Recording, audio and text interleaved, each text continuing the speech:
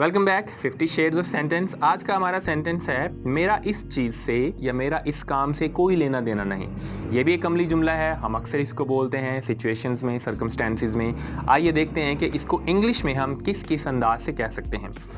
सबसे पहले हम कहेंगे जी I have nothing to do with that.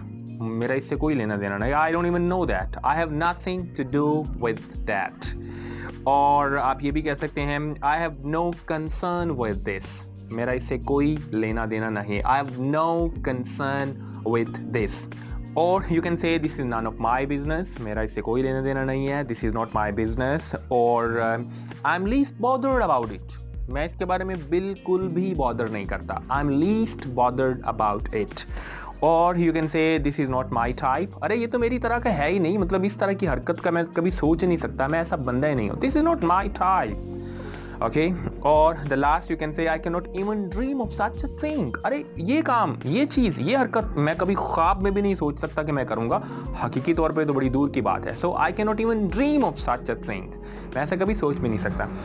This was मेरा इस चीज़ से कोई लेना देना नहीं है। And there were 6 different shades to say this sentence in English. That's it for today. See you next time.